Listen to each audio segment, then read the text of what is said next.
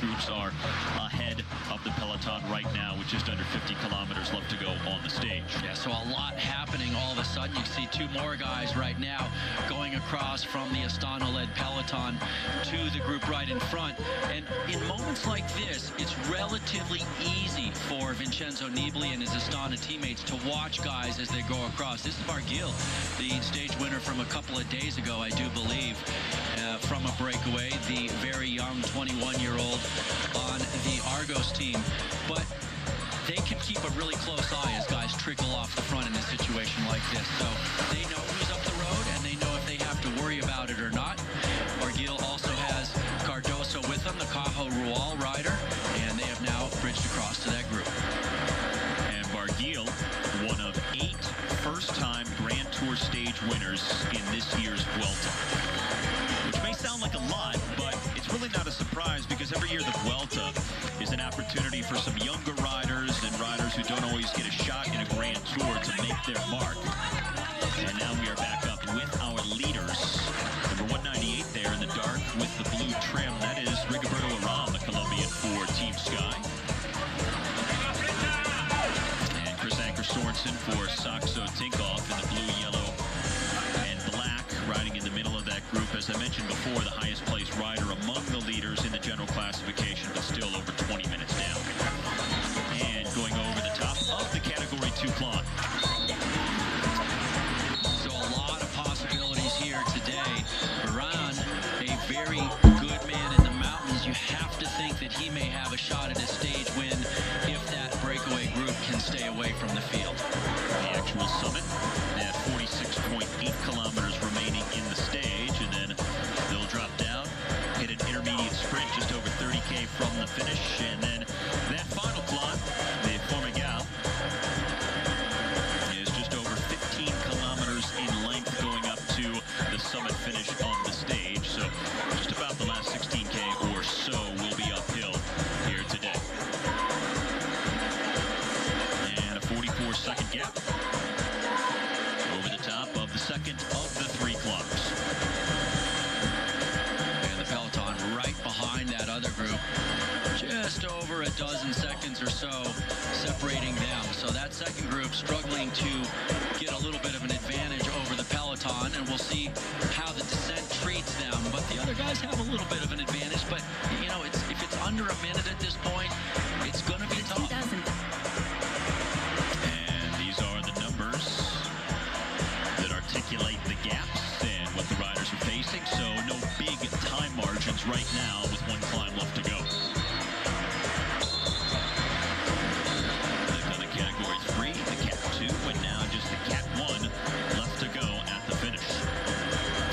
Everyone just going over the top of the Category 2. Now one climb left to go. Just about 16 kilometers in length, the Category 1 at the finish here on stage number 16. Second rest day coming up tomorrow. And then perhaps a rare sprinter stage on Wednesday. More climbing going towards the end of this final week. And then, of course, the traditional final stage in the Spanish capital of Madrid that will no doubt end in a sprint next Sunday. Our leaders just over 40 kilometers now from the finish.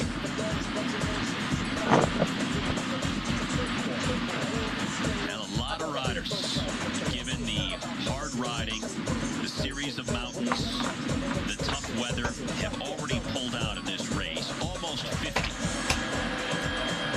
We have 4 teams that have lost 5 riders apiece. That is over half the riders on a given team, because everybody starts with 9 when a Grand Tour begins. And it's basically the equivalent of 5 teams altogether. 48 riders at the start of the day had pulled out. So you're looking at basically 5 teams worth of riders abandoning this race with still a week left to go. That's an illustration and a perfect one of just how hard this race has been. And Steve, it's not just been all the mountains, but certainly that's been a big component of it. But it's also been some of the nasty weather they had over the weekend, especially on Saturday's stage number 14. That particular day was brutally cold. It was really long, and they were also descending in those cold temperatures in the rain, and it just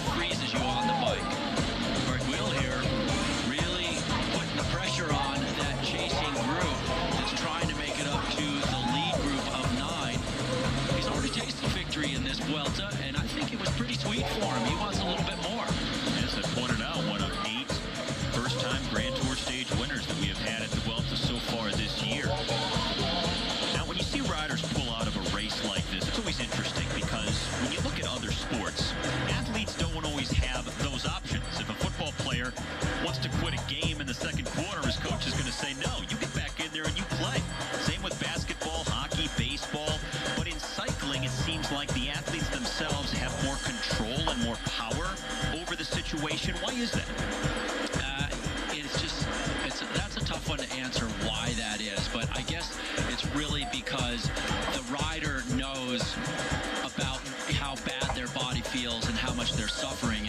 And I think with a coach in a typical team sport, they can see the guy out there and they can see that he's floundering. They can see that he's not making his passes, he's not hitting his shots, he's not making it happen. But in a bike race, if you're just empty, you're empty. And now there are some exceptions to those particular moments, and there used to be a race before the wall came down in the Eastern Bloc. It went through East Germany, Poland, and Czechoslovakia called the Peace Race, and it's come back, but it's not as big a race on the calendar anymore. And a couple of years before I raced that race, Steve, one of the Russian guys was in the gutter in a crosswind and ran into one of these guardrails and broke, it was his foot or his lower leg or something. His coaches, because they weren't sure, put him back on his bike and said, you're only 10K from the finish line. You got to finish because we need you tomorrow, and we want to make sure before we let you quit today that you're not able to. So he rode 6 miles basically with a broken bone in his lower leg. And what a shock. The Russians would take a hardline stance like that. Well, and the thing is, Steve, that was the race before the wall came down. Those guys weren't racing in the rest of Europe, so that was their Tour de France, and it meant everything to that Russian coach, and the rider had to suffer through it. And they said, oh yeah, look at that, you got a broken leg, I guess you don't have to ride tomorrow.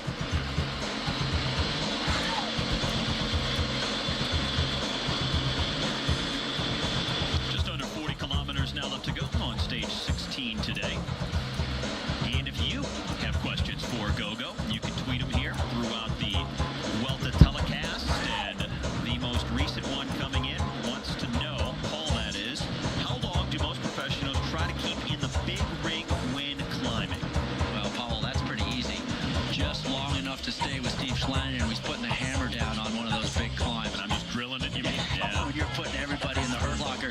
But in all reality, what I think is the most efficient for most guys at the professional level that have a lot of efficiency and higher leg speeds is to be in the easiest gear you can be in while maintaining contact with the guys that matter.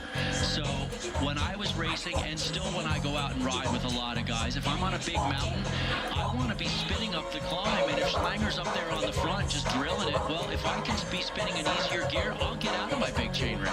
But if I need to stay in that bigger gear to stay with them, then I will. And that tends to be my approach to climbs, and that's what I tell young riders when they're getting into the sport of bike racing. Because you know, I'm in the big rig going over Alpe d'Huez, Mont Ventoux. I am not backing down.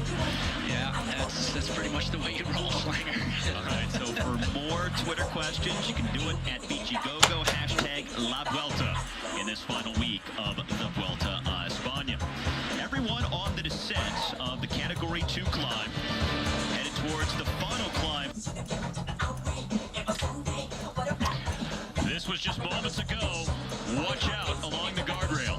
Well, Gregory Ross looking back for his team car, but up in front, the Lampre rider stopping on the side of the road, and pow! Luckily, it was a low-speed crash, but Ross was critical 2 days ago in the wet when Chris Warner actually got split off on a descent, and Ross went to the front for like 5 miles and just closed down the gap for Chris. And Chris was really very happy about that. He was telling me that last night as well.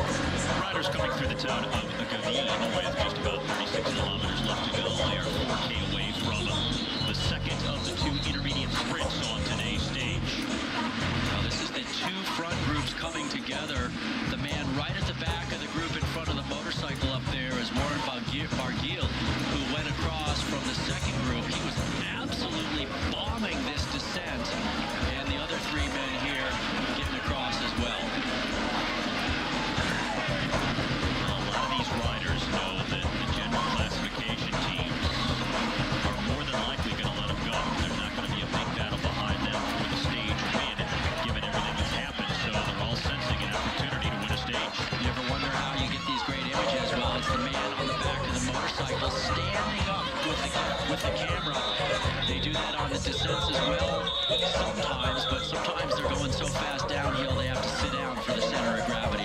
motorcycle.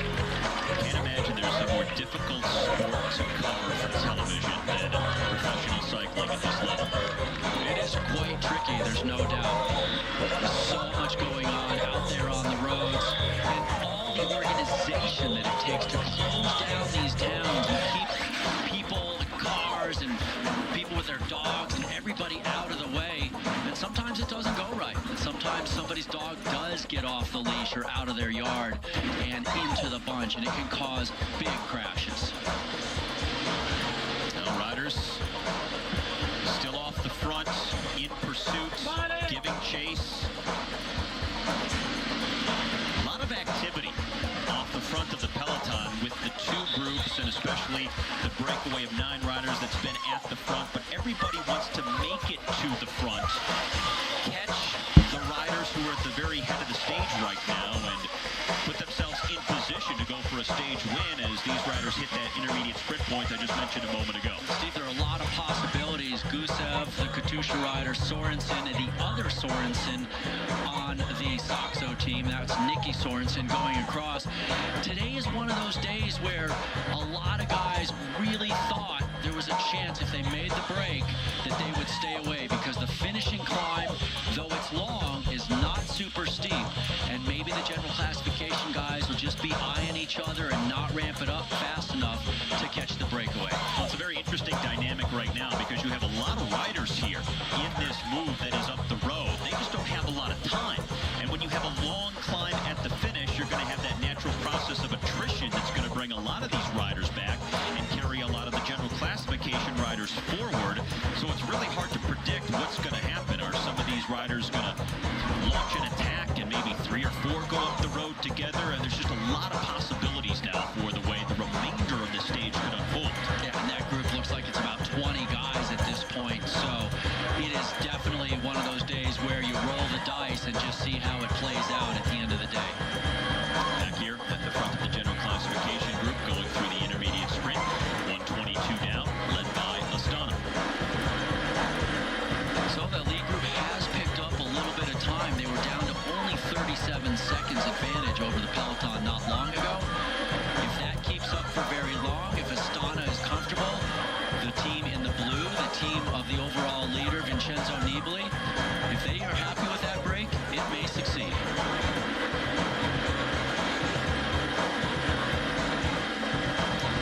Riders scattered about right now in that peloton as they look up the long road ahead to see another big group now at the front of the stage. Margin now swelling to our leaders, going up close to 3 minutes with 26.5 kilometers remaining.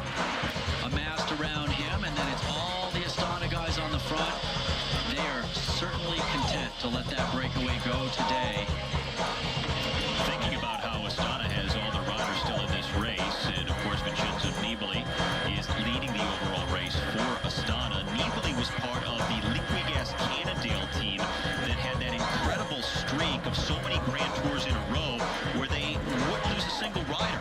Every single guy was finishing every single Grand Tour. Yeah, it was pretty incredible as we see so much attrition in these Grand Tours, and it makes sense. I mean, you got 3 weeks of racing over 23 calendar days, so there's always 2 rest days thrown in there, but guys inevitably, they end up sick, they crash out, or they just get so depleted they can't go any further and they have to drop out of the race.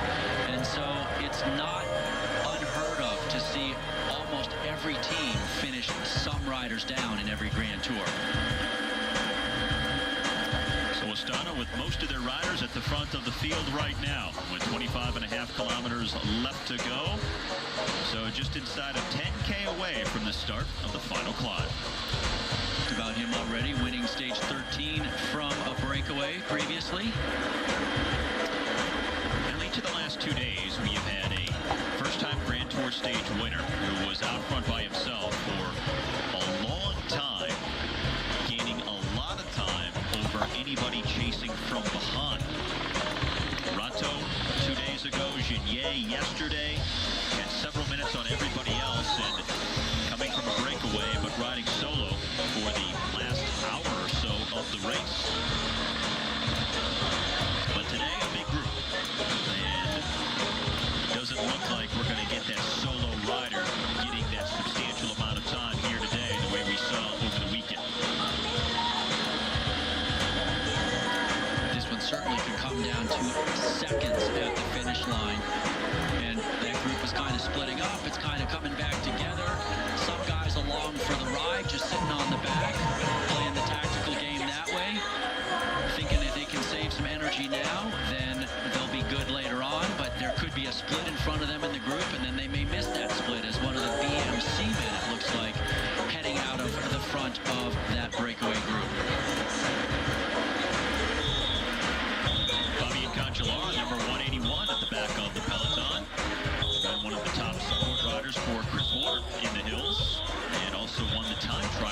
stage 11 in dominating fashion.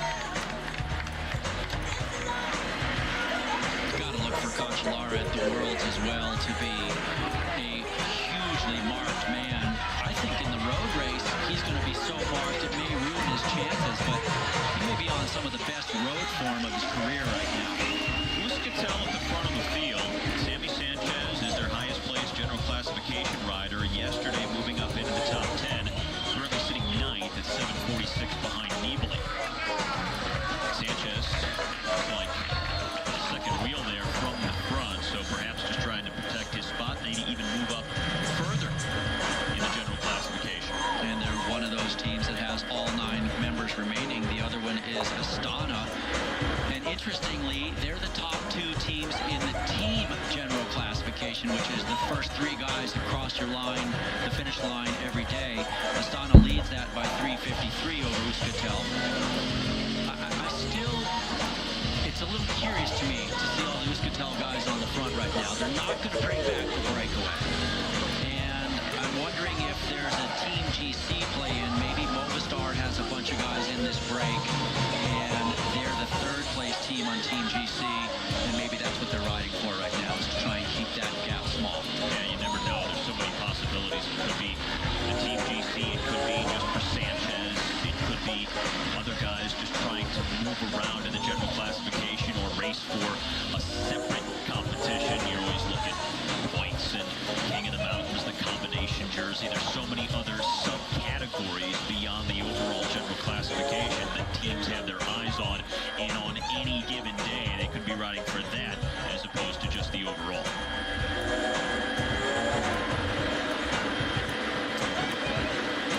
Well, our leaders with a margin of just over 3 minutes and just about to start that last clock. Officially, it begins at 15.8 kilometers remaining on the stage. That was good. So if you do want to attack, that is a likely point late in the climb. With 15 kilometers left to go now, Barguil pulls off the front. This is Iran for Team Sky now at the head of affairs. Chiruka there for Caja Rural. And that is Jose Harada there for Movistar as well. So there is at least one Movistar man up the road. No Euskaltel men up the road right now. Thinking about that Team GC issue potentially.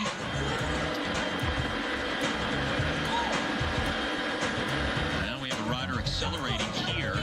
He's going to go to the front and stretch things out a little for the group. Yeah, trying to make it up there. Dominique Nares in this front group is the BMC man in the red and black. Looks like there's a good chance of this group coming back together the way things are developing here. So that's Arada in the blue for Movistar, Barguil in the white for Argos. And we do have a Euskaltel rider up there as well. So now it makes absolutely no sense to me why the Euskaltel men are on the front of the peloton. Still be the general classification. I guess it's got to be. In some fashion for Sammy Sanchez. Yeah, they just got to be thinking maybe he can pop off late in the race today and pick up a handful of seconds and have an impact on the general classification. You talked about Sanchez coming in 7:46 down in 9th place, but it's Leopold Koenig in 8th at 6:18. That's almost a minute and a half in front of him in the GC. But, you know, you pick up a little time here, a little there, and maybe by the end of this week, he moves up into the top 5. Maybe that's what he's got his designs on.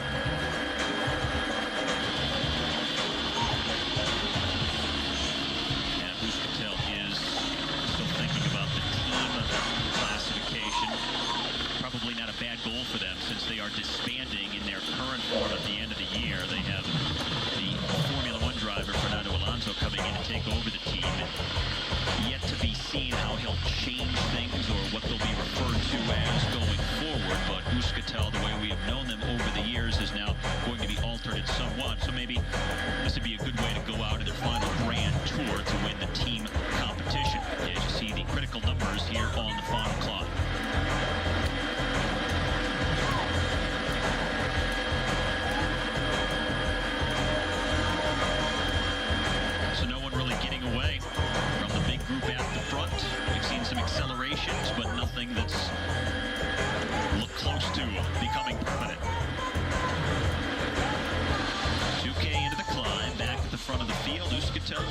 black still leading the way. We are just under 14 kilometers left to go on stage 16 of the Vuelta a España, presented by Earbuds here on Universal Sports. A big leading group has just under 3 minutes on the main field on one of the shorter stages in this year's race. This is the final of 3 consecutive stages in the Pyrenees in northern Spain. Steve Schlager with Todd Mikulski. Gorgeous day, sunny and warm after cold and rainy weather this weekend. Forced a lot of riders to drop out. Maybe rethinking things now, judging by the scenery they are enjoying today on stage 16, just ahead of the race's second rest day coming up tomorrow. We had a few different groups on the road earlier in the race as the breakaway tried to get settled. It took a long time today, and finally 2 groups came together, formed a large group at the front, and now this is the head of the peloton, led by Euskaltel in the orange and black, just going inside the 15K to go banner on the stage. Up here in that large breakaway group, it's Juan Manuel Garate, the Spaniard on the Belkin squad, who's trying to mix things up a little bit. The Frenchman in the white, who just swung off of the chase, Warren Barguil, who won stage 13 from a breakaway earlier in this race. But you can see how many guys are back there trying to claw their way back up to the wheel of the few men in front of them.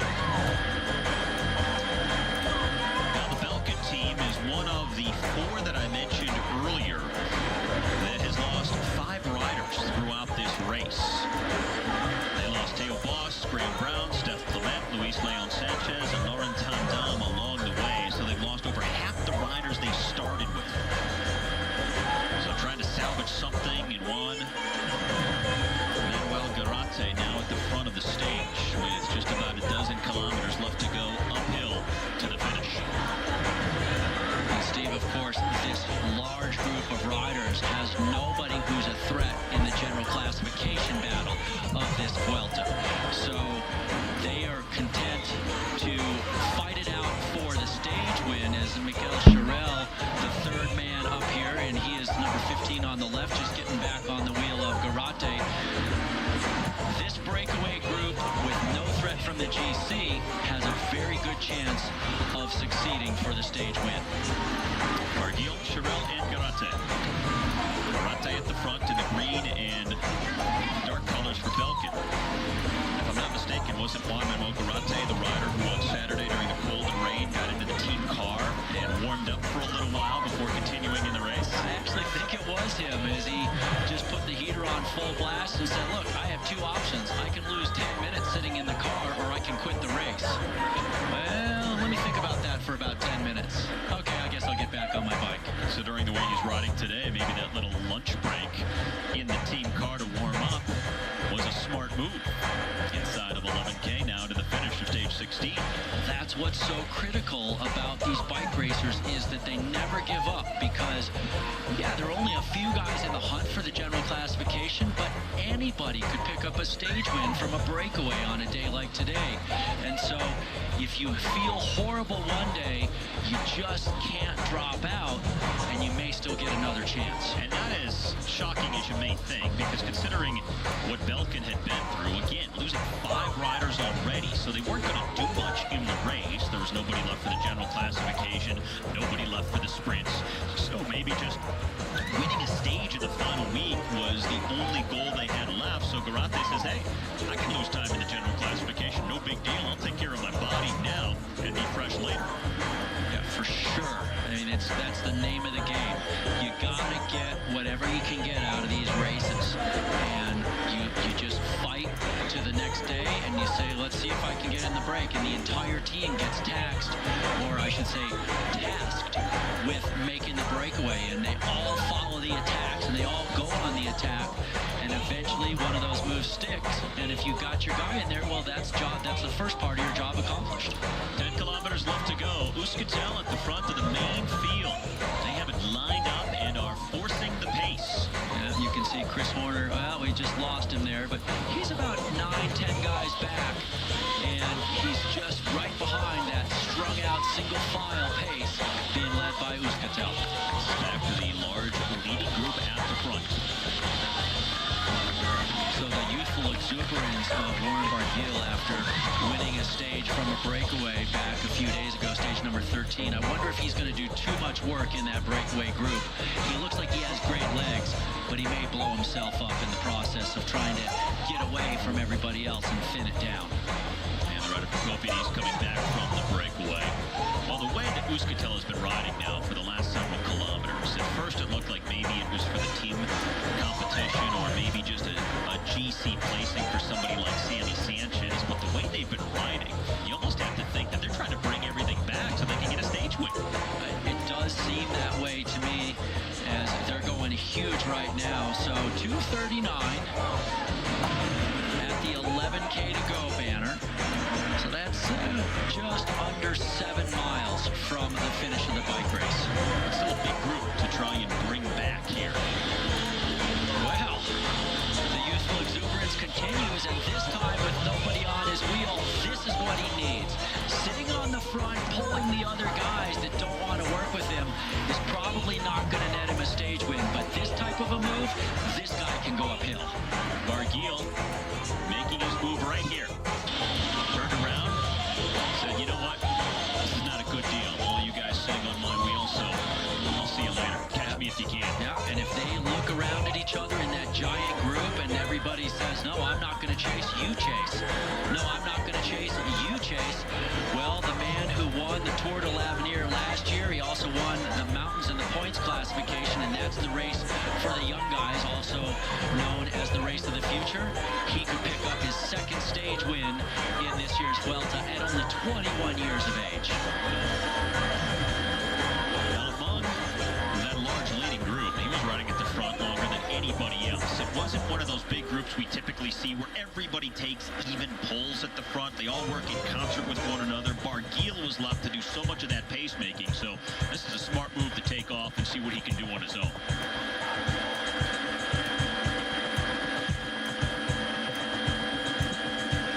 All right, so they went through that flat and downhill section early in the climb, now starting to go steadily uphill.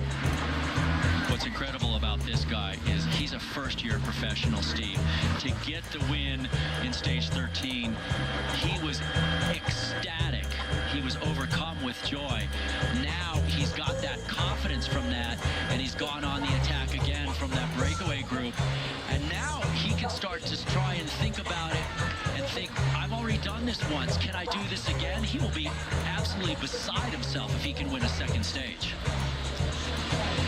And Astana has put a man back on the front ahead of Uskatel. They are 246 behind Barguil at this point. Climb, but back here in the general classification, with the rest day on tap tomorrow, does it make it worthwhile to even try something today, or do you just save it for the big climbs coming up later this week? Well, have a look at the speed of the peloton, and it is actually on right now in the peloton. The peloton is blowing apart, so definitely, if you have a shot, go for it. Nibali sitting third wheel in the red jersey, overall leader. Valverde fourth wheel in the green as the points leader. Right behind Valverde in the white jersey, Chris Horner out of the saddle right now. They all have to keep looking at each other, because if you get an opportunity, man, you have to take it. So Katusha at the front of this group, too. Their goal now is to try to move Joaquim Rodriguez onto the podium. He's fourth in the overall standings at 257 behind Nibali, but he's chasing Alejandro Valverde, who is third on the GC at 142 back. Oh, this is white hot. I mean, these guys are absolutely storming, and it looks like Moreno now just pulling off the front. Here he goes. Alejandro Valverde launching the move. Nibali looks at Horner. Horner needs to just sit on Nibali. Horner has to not do any work here. He has to make Nibali do the work, put him into trouble. Horner has a teammate in Kieselowski, and Nibali also has a teammate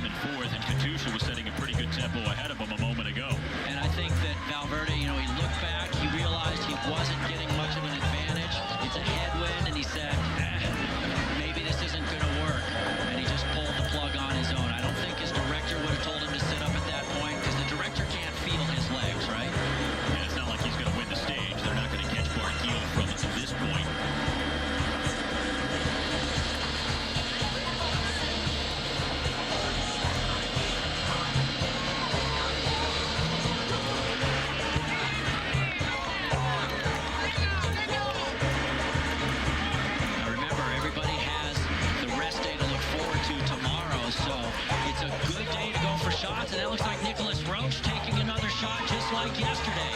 Roach trying to move up into the top 5, currently 6th on the general classification, 349 down, but he's just 6 seconds from the top 5 spot. And they immediately neutralized him with Katusha, and it looks like Rodriguez on the second wheel. Now Rodriguez opens it up.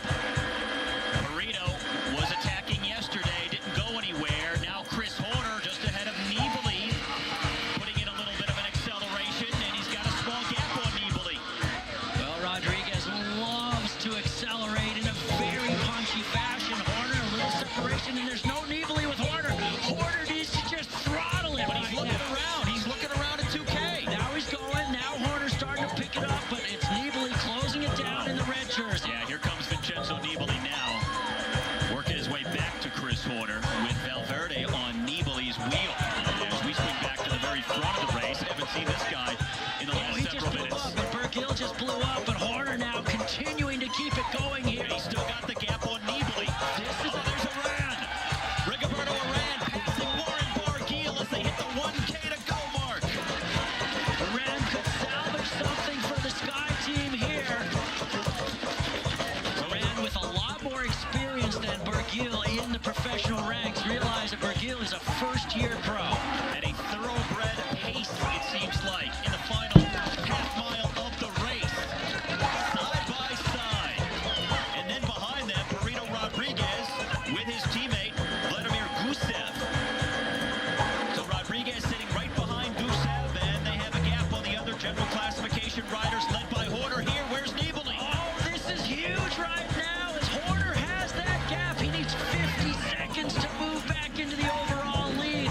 Not much time to do it today, but he might be getting some of it. So much for a nondescript day before a rest day. This is Nibali losing time to Horner, sitting behind Valverde. And Thibaut Pinot there, and then it's Valverde, and then it's now in the orange is Sammy Sanchez. Nibali in. There goes Valverde. Valverde launches a move. You gotta go when you have the race leader in trouble. It looks like Burrito Rodriguez here. Now it looks like the time bonuses will be eaten up ahead of these riders on the road. Chris Horner in the middle of the screen in the white, behind Rodriguez, who was at the bottom of the screen. This is the race leader, Vincenzo Nibali. He is losing time. These are our two leaders on the stage. Aran in the dark colors, Barguil in the white, coming up to the finish, waiting to see who's going to get the stage win between these two. And Barguil refusing to pull. He says, nope, you're in the front. Oh, look And at here this. comes Nares right on the wheel with Husarski. Husarski's got a good finish as well. Don't count him out. Aran looks over his shoulder just the way he did in the Olympic road race in London last year. It cost him a gold medal. Now he's trying to preserve a stage win here at the Vuelta. Looks like it could be a four-man race for the victory today with 200 meters to go. And Aran starting to ramp it up, and here comes Husarski. Beware, gentlemen. Aran not in the position he wants. Barguil right behind him. Then Husarski. Nares losing the gap. He can't hold on. Now Aran sprinting for the stage win. Just ahead of Barguil. Is he going to hold on? Barguil came up, and I think Barguil pulls off his second stage win just ahead of Aran. Barguil at only 21 years of age, showing the poise of a seasoned veteran, not taking a pole and getting the win. But here's Horner right back here. He is a little ways behind this man, Joaquim Rodriguez. Again, Joaquim Rodriguez looking to move up into the top 3, currently 4th in the general classification. This is a big battle, and look at Nibali, all kinds of guys up the road from the race leader. It's Leopold Koenig coming up behind him. Now, other riders crossing over here, part of the early breakaway. Here's Burrito Rodriguez. And Rodriguez needs a bit of time to move up onto the podium. He's 257 down. Valverde is 142 down. But he does have a gap on Valverde, who's behind him on the road. But this is the big story here. Vincenzo Nibali, the race leader, starting the day. 50 seconds ahead of Chris Horner, who's in the white jersey here. But Horner has a big gap on Nibali. He's got Valverde right behind him, and then Thibaut Pinot in the blue. So it is true that Valverde made it across from the Nibali group up to the Horner-led group. And now he's just sitting on the wheel, and he's probably going to jump Chris. But Chris needs to bury the throttle to get back as much time as he possibly can on Vincenzo Nibali. All right, here's Nibali at 300 meters to go with Igor Anton in the orange and black for Euskaltel. Let's see where the Horner-Valverde group is. Here's Rodriguez coming across the finish line. There's Valverde, who pulled ahead of Pino and Horner. Chris Horner crosses the line. And 146 behind the stage winner. Now let's see where Nibali comes across. He's got 100 meters left to the line.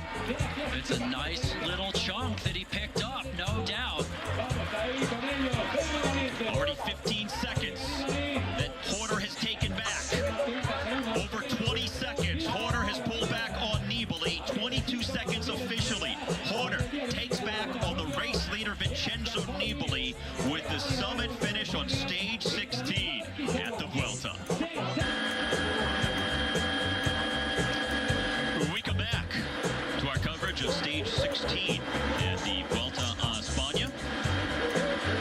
And here is the new general classification. Chris Horner now within half a minute of Vincenzo Nibali at the top of the standings. Also some movement behind them with Alejandro Valverde and Joaquin Rodriguez on the move there late in the stage.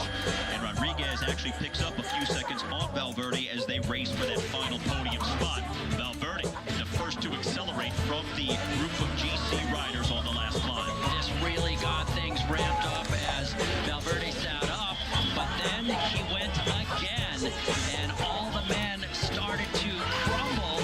Up the road also was Joaquin Rodriguez, who had attacked after Valverde went, and it was when Chris Horner went after him that gap really opened up.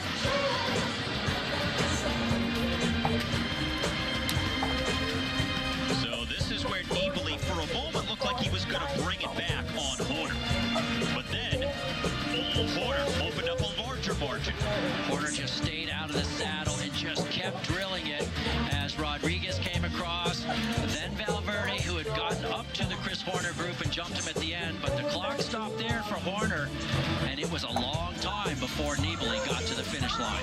It would be 22 seconds overall between Horner and Nibali at the finish today, reducing his deficit from 50 seconds to 28.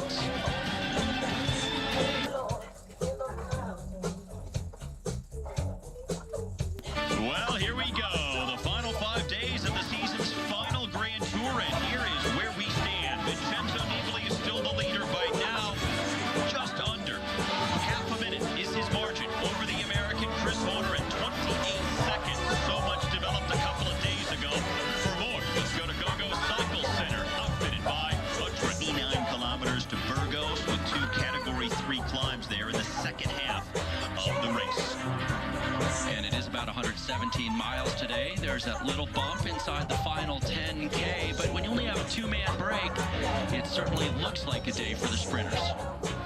And that 2-man break is on the left-hand side of the screen. Now full screen as we pick up the live action with just under 80 kilometers left to go. They have a lead of 4 minutes, which is just under half of their largest margin, which was over 8 minutes earlier in the stage. The Aussie Adam Hansen is the rider right here for Lotto Belisol, and Javier Aramendia in the green and white. Just behind him is the Spaniard for the Caja Rural team.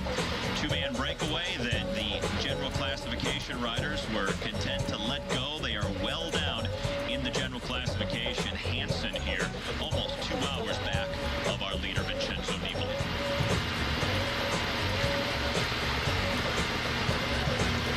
Very tough for 2 guys. Javier Aramendia, you're seeing 3 hours, 16 minutes down on the general classification, but he's featured in multiple breaks. But on a day like this that everybody thinks the sprinters really want to take advantage of an opportunity, it's so hard if you only have a 2-man break for them to stay away. But it's always time to eat. A little pizza pocket or something that he shoves in the mouth as we take you through what is at stake here in this stage number 17. You have the 2 Category 3 climbs, and you have the notion of a sprint stage versus a breakaway, potentially stealing the opportunity from the sprinters. Now, Lampre is the team riding at the front of the main field. They're the team in the pink and blue. Also the team of sprinter Max Marquez, who has already proven himself to be one of the fastest sprinters in the field so far. A couple of second-place finishes in the race, and he can if you're a sprinter, you have to believe in your ability. And, of course, his team has to believe in that ability as well. The most recent inquiry coming from Sandra, asking Gogo if the ride into Madrid on the final day is like the tour into Paris on the Champs-Élysées. Is it just ceremony for the general classification? I could even answer that one. Would you want to answer it? I would say absolutely, it's the same thing. I'm going to take a slightly different take, and we can see right now, I just want to point out, this crosswind has made a little bit of a difference here over the top of that climb, but it's somewhat similar to the Tour, but I think they get down to racing a little bit earlier in the Vuelta than they do in the Tour, whereas the Tour is ceremonial for a greater part of the stage. But yes, it's a flat day, so the guys know that they can't make any general classification differences, but they have the next 3 days with summit finishes to get all the business done. Well, something to consider in this year's Vuelta is the fact that the top two, Nibali and Horner, are separated by under half a minute. So if that gap gets even closer, we may actually see some racing on the final day. It typically doesn't happen just because the time gaps are significant enough that guys just use it as that coronation type of a stage, and it's essentially a parade. But if the time gaps are small, you do see some racing. Yeah, and there's no reason that you wouldn't. There are also 2 intermediate sprints on the final day, Steve, and they have a few seconds attached to each one of those. So if it's within an intermediate sprint or 2, then you're really going to see some action. But we're seeing some action here right now because of the crosswind. And this is what the general classification men needed to be worried about. You saw the green jersey of Valverde there, but you need to keep a close eye out and see if Horner and Nibali are also in that front split.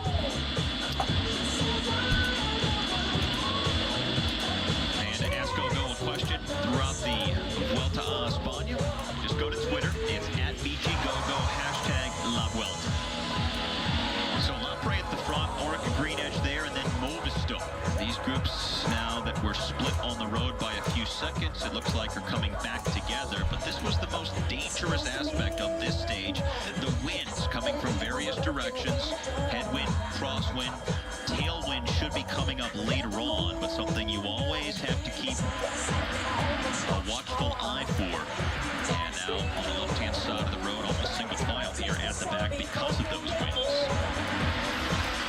Looks like a sprinter stage on paper, but you have a couple of climbs, you have some undulations late, you have wind, you never know what might happen, and we've seen more than one textbook sprinter stage develop into something entirely different throughout this race. And that was Siemens, who just got brought back, who was off the front and was third over the last mountain, but we still up to our 2 men off the front, so now that means the next climb of the day, the guy who's third across can get some points, and we may see another battle between Rato and Ade for that final point.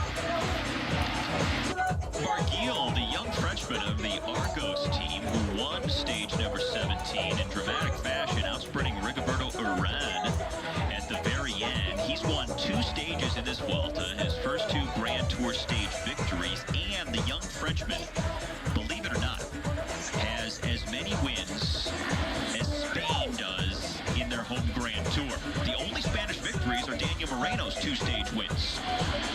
That's incredible. It really is incredible. I mean, sometimes you can never predict what's going to happen in a bike race, and some days, well, they're somewhat predictable, but these Grand Tours, the way these tea leaves, as you like to refer to them, get played out, it can be really challenging to figure out how it's going to happen.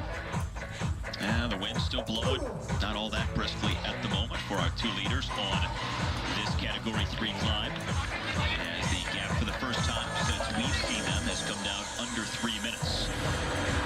And just about 2.5 kilometers left to go uphill. Well, so many elements in play for the general classification. The experience of Nibali finishing off a Grand Tour, having had to fight for it all the way to the end. Chris Horner, just the experience of being a veteran bike racer, having the freshness of not forcing a peak earlier in the season the way Nibali did.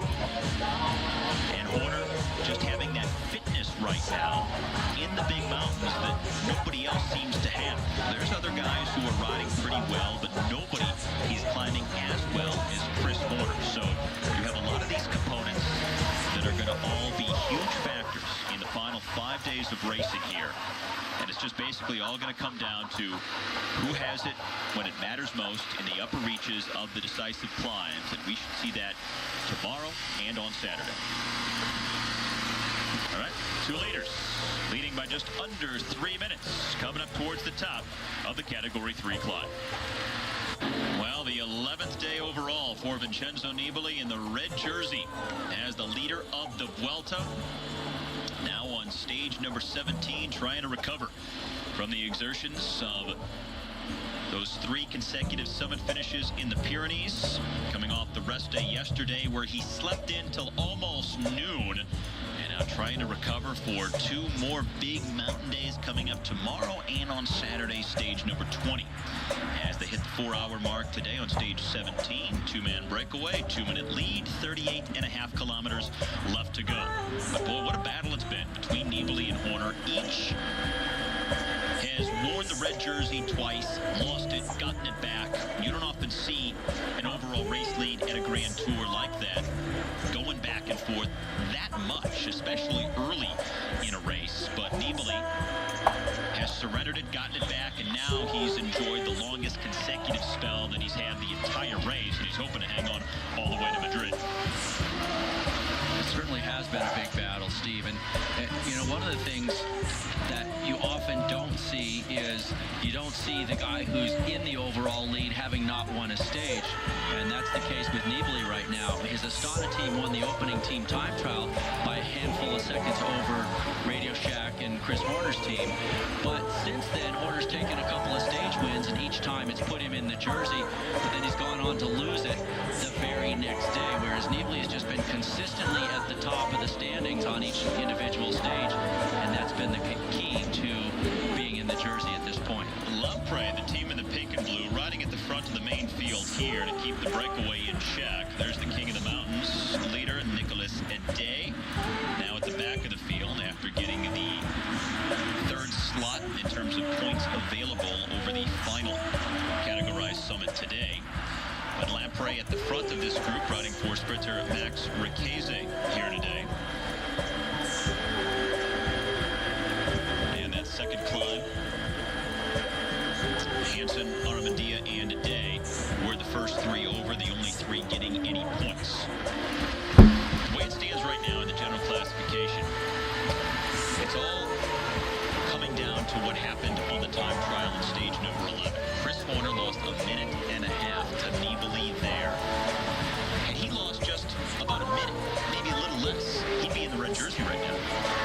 There's no doubt. And it's one of those weird things that it's an intangible to calculate. When I was talking with Chris before the time trial, he told me, well, you know, he didn't really care if he lost the jersey as long as he was close, that he could get it back in the mountains because he was feeling so good.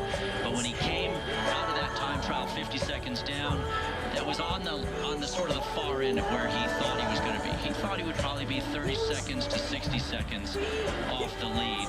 And when I spoke with his director after that, he said, well, we wish that Chris had been 15 seconds out of the jersey, not 50.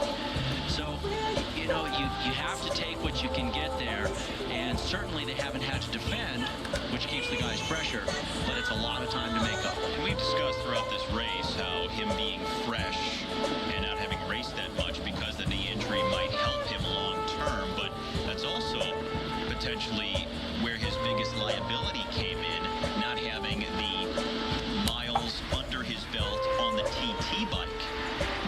Yeah, he hadn't been on his time trial bike at all, and that was a question I made sure to ask him, and he just said, look, man, you know, I spent the whole summer going to different specialists trying to figure out what was wrong with my knee and how to get over it, and he couldn't ride his bike. So when he finally was able to get back on his bike, he did, you know, and I'm summarizing here, 2 weeks riding around my neighborhood, just getting used to riding again, 2 weeks of endurance riding, and 1 really long, hard week before the Tour of Utah.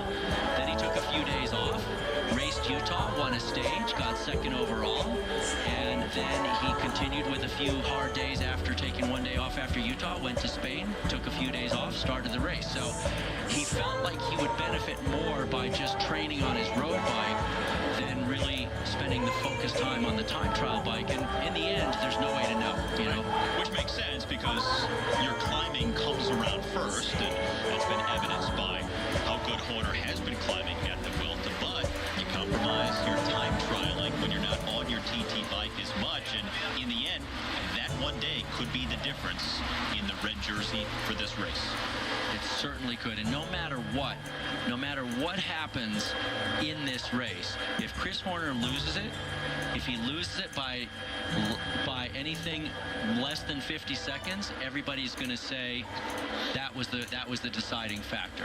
And to a point, it's somewhat true. But if he loses the race by 28 seconds, where he is now, let's say he gets the same time as Vincenzo on every one of the next stages, you still can't guarantee that the time trial was the exact deciding factor, but it was certainly a big part in it. Because things could have gone a different way. Maybe Nibali then attacks more in the hills and he needs time earlier in the race, so you don't know how the dynamics would have played out if the time trial would have gone differently.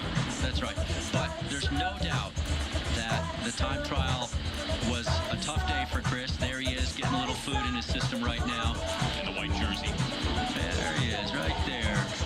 And who does he have in front of him? A bunch of his Radio Shack teammates. Our two leaders had a gap of over 8 minutes at one point, and now down under 2 minutes. As we move back to Twitter, 4 questions. Go, fielding them left and right here today. And Andrew asking if a breakaway crash within 3 kilometers of the finish happens and the peloton catches them, do they still get the time gap they had before the crash? So if you got 3 guys that come in, let's say they all wipe out with 1K to go on some hairy corner, and they get caught, well, then they don't get a gap. Because the way the rule works is if you have a mechanical or a crash in the final 3K, you get the time of the group you were with when they finish. Well, if the whole breakaway crashes out, there's no group that finishes up ahead from that breakaway. And look at these crosswind battles here. Speaking of crashing, this is where things get really hairy. A chance to split up the field, and look at all the groups forming now. Okay, as the gap to our 2 leaders comes down to just over a minute. I can see Valverde right there in the green. I can see the red jersey right back there, his white helmet. And Horner was in there as well. So our top 3 on the general classification are there. What could make these crosswinds interesting is what sprinters get dropped along the way. If these battles rage on through the remainder of the stage, because we don't have all of the true sprinters still left in this race to begin with. Their teams don't have the full complement of 9 riders, so what could be a reduced field of sprinters may come apart even more here the rest of the way. Yeah, these crosswinds, man, they take their toll so fast. Nicholas Ade in the King of the Mountains jersey. There's Horner, second wheel, and it's Cancellara right on the front. Cancellara is the man in these kind of conditions. In fact, Horner's saying he hopes there's crosswinds because he's got the TGV Express in the name of Fabian Cancellara to shepherd him around. And for the top teams, like that of Astana, with the leader in the middle of the screen there, red jersey Vincenzo Nibali, this is about getting out front, making sure you don't get caught in those winds, get split out from the back, or get involved in any crashes that may occur as a result. Yeah, big time. You just saw there Horner just a moment ago. He was pushing Cancellara to get him back in front of him, as he wants to make sure that Cancellara does the work up there and keeps him out of the wind while he keeps himself ready to go. Interesting to note that Fabian Cancellara, who has been the best support rider in the hills along with Robert Kieselowski for Chris Horner, is apparently pulling out of the Vuelta after today. Yeah, it's crazy. Joaquin Rodriguez right in the middle of your screen, 121, white helmet, white on his back. He's in there as well. It is very tough for a guy like Horner in a situation like this, Steve, not to be having Cancellara going all the way. Now Nibali at the front. Why is Nibali at the front? He has no teammates left, so he's got to just freelance it off of these other guys. And this is a group that's a few seconds back here. Now it looks like 3 different groups, riders in between as well. The wind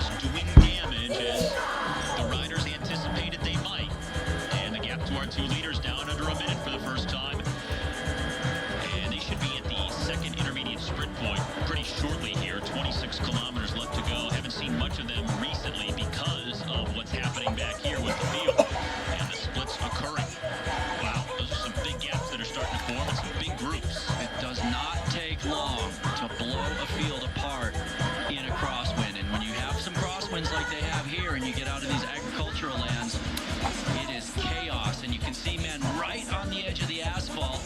So it's Cancellara, then it's Horner. Kieserlowski, their teammate, is a few wheels back. And I see a lot of mouths wide open just trying to get enough air in. I'll tell you what, in a situation like this, is there any rider you would rather have in front of you than Bobby Cancellara? I would say no. I mean, just perfect for Horner, who now comes to the front here. Oh, here comes Kieserlowski to the front. He says, come on, guys, get on my wheel. Let's try and do some more damage. And now Nibali has a teammate in front of him for Astana in the turquoise colors, just behind Horner. 25 kilometers left to go for our two leaders, so they've gone through the intermediate sprint point already. We are back here with the field that has split up because of the winds on this flat section. And they just made a little bit of a turn to the right, so it means it's going to be slightly more of a cross headwind than it was. It'll make it easier for guys to get a draft. The more directly that wind is out of the side, the worse it is for guys trying to sit on. Now back to our two riders in the breakaway, Hansen and Armandia. But this group, it looks like, closing in quickly, just about a half minute back. Cancellara back to the front, just ahead of Horner in the white jersey. On the left-hand side of the road, Nibali in the red.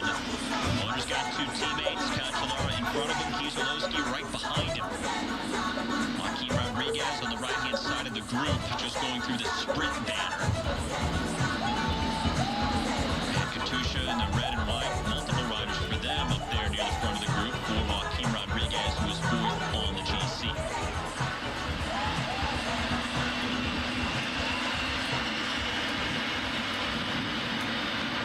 All these guys back here, including number 13, Carlos Betancourt, the Colombian, they are just hoping that the pace eases up and they can get back into the draft, because if it keeps going like this, eventually more gaps open up, and that's why Cancellara and Kieserlowski are trying to drill it on the front of this front group. They're trying to further break it up. Now it's Katusha. Joaquin Rodriguez attacking in the summit finish the other day on stage number 16, but still has not won a stage. Has looked a little below his best, and now fighting to just get on the podium here at the Vuelta this year. Comes into today, 2:29 behind Nibali. Valverde just ahead of him on the GC, 1:14 back of the Italian.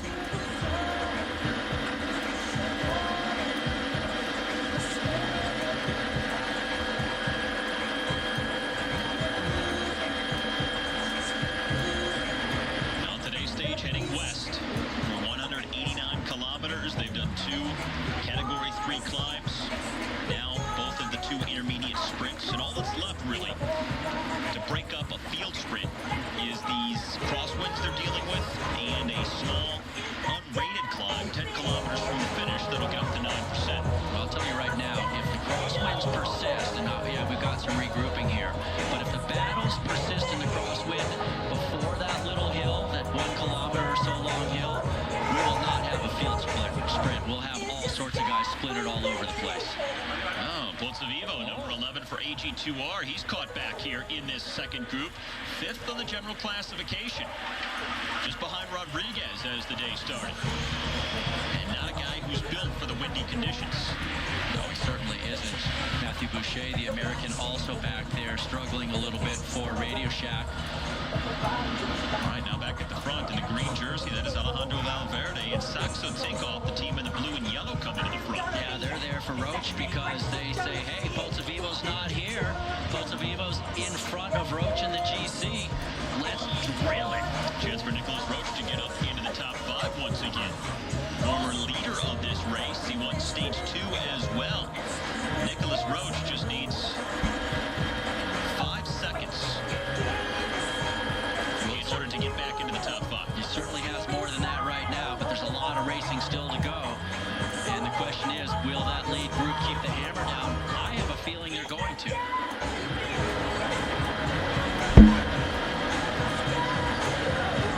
Now Hansen and Armandia about to be brought back here because of this wind battle that has unfolded in the final 25 kilometers. Yeah, groups spread out all over the road, but a couple of big groups we're seeing different groups with at least 3 large groups on the roadway right now. And the first large group about to pick up the day's signature breakaway. The handshake makes it official that it's over. They had a lead of over 8 minutes at one point, and now they will be gobbled up by the first group on the road. Well, they better get ready to hold on to their handlebars because Hold on to that granola bar, too. I'll tell you what, man, get that food in your system fast because the crosswind battle 안 is 돼, 나와. Led 괜찮으니 됐어, 너도 나와. by Saxo. Remember, Saxo Takeoff was the team at the Tour de France on that one very windy stage that broke up the field. Alberto Contador gained about a minute on eventual Tour winner Chris Froome that day. And now here is Saxo Takeoff at the front on a windy battle of stage 17 that's developed with 20 kilometers left. That's the first group that contains the top riders on the general classification. In fact, the top 4 are there, with Nibali, Horner, Valverde, and Rodriguez. Also the man who sits number 6 on the GC, Nicholas Roche, as well.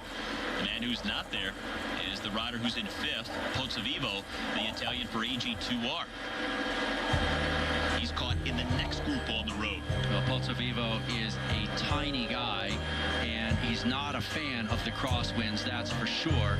And on a day like this, they're in the saddle for a long time. Remember, it's 117 miles, so they're over 100 miles into this bike race today.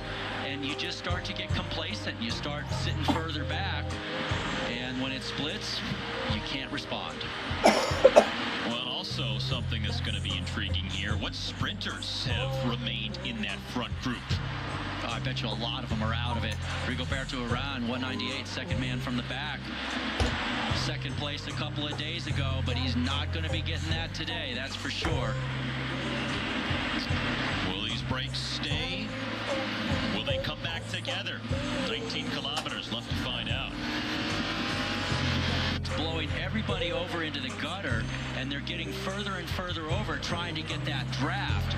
But when sometimes on some of the long helicopter shots we see them using the entire road, and so only some of the guys are in the draft, but everybody on the right side of this group is in the wind, and they're kind of pegged on their throttle, but yet they can't get in because there's all these other guys fighting for position. Now let's look at the field here. At the front of the field, there are a few guys that are all drafting off of each other. Once again, it's these line right here. They're drafting off of each other, Steve. But the guys on the left side over here, they're all out in the wind. And so they're fighting to try and get over to the side of the road where there's draft. And it's just this sort of argy-bargy, elbows, pushing and shoving. And then the road opens up, more guys move over and get in the draft, and you just keep doing that over and over again. This is that front group. Nibali, Horner, Valverde, and Rodriguez, the top 4 in the general classification, are in that front group. The 2 most prominent names not in that front group on the general classification, Pozzovivo, who's 5th, and Thibaut Pinot of the FDJ team, who is 7th. They have some time to make up. And Morkov on the front right now for the Saxo Tinkoff team. Remember, he won a stage earlier in the race. That would be stage number 6. So he's got a special jersey because he's a Danish road champion, but he's very much part of that Saxo Tinkoff team, and they want to try and move Nicholas Roche up today, and certainly the way things are going, that's looking very good. And look at the visual gap back to the next group. Wow. It's getting bigger. It's getting bigger. It looks like these 2 groups are going to come together. Now, very interesting to see what sprinters are back here, which ones have stayed in that front group. Didn't have a lot of sprinters left in the race to begin with, but this could really change the complexity of how this stage 17 plays out from here.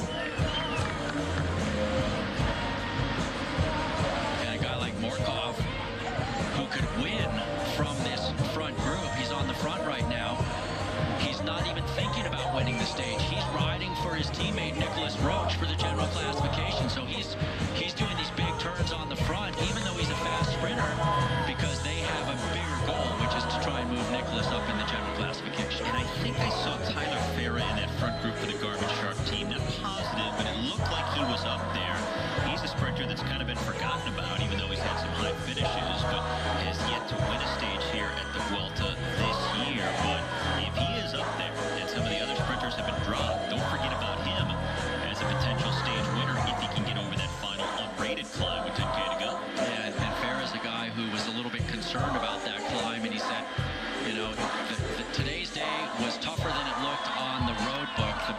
have that shows all the profiles. And Matteo Bono here, looks like he's giving it up right now. So he trying to figure out which group he was off the back of there. He might have been off the back of the front group. All right, so this is back to that very front group with 15 kilometers left to go. Saxo Tinkoff still at the front. They are trying to get Nicholas Roach back into the top 5 of the general classification. He is currently 6th, but just needs a few seconds at the finish to move back into a top 5 position. And there's just not quite enough of a full-on crosswind to really shatter that group, Steve. It's too much of a cross headwind, so the groups are still relatively large, but Saxo Tinkoff continuing to try to break it up.